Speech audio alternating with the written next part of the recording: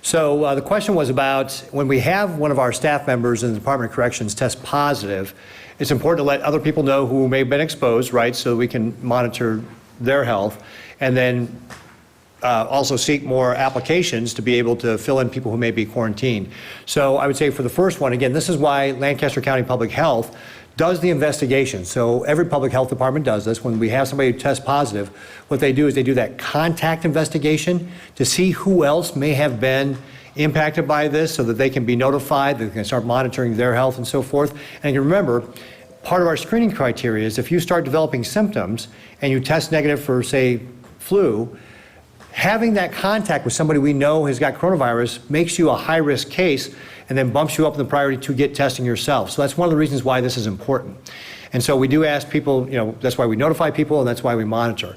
It's not directly related, though, to the fact that Corrections is hiring. We were hiring already in the Department of Corrections. And so we are seeking to fill the vacancies that we had already. And so, for example, during this time of disruption, we know a lot of employers may not be hiring or in some cases may be not open for business at all. We just wanted to let everybody know that if you are seeking a job, we are hiring at the Department of Corrections. So please go to, statejobs.ne.gov. I think it's statejobs.ne.gov. No, it's not .nebraska.gov, statejobs.nebraska.gov, and you can find a list of those job applications there for not only corrections, but also like in the State Patrol, Department of Veterans Affairs, and Health and Human Services. So the state of Nebraska is looking still to fill our vacancies that we have, and we are onboarding our teammates to be able to help out, especially in this time of emergency. I meant more along the lines of for the employees that would have worked around that individual. Do you know if those people have been directed to go home or self-quarantine? So with regard to the people who directly work with that individual, again, that's part of what Lancaster County does when they do their investigation.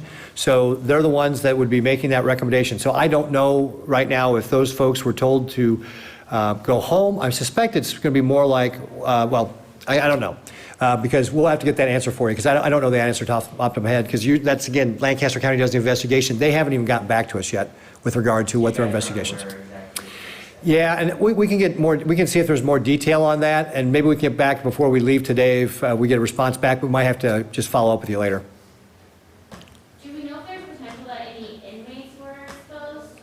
So again, this is part of, the question was, do we know if any inmates were exposed? Again, this is part of what Lancaster County does on their investigation. They haven't gotten back to us yet, so I don't have any information on that part of it. Do you know what would happen if there were inmates who were exposed? They can't be sent home. No, so if inmates were exposed, again, we do the same thing we do with anybody else. Inmates, by their nature, are going to be isolated, right? They're going to be in the facility. Yes, if they're there with somebody else, it'll be somebody else in their cell or whatever, but they'll be isolated, and then we'll just continue to monitor their health and so forth. Yeah. Just following up on that. Yeah. If they had to be quarantined, where would you put them?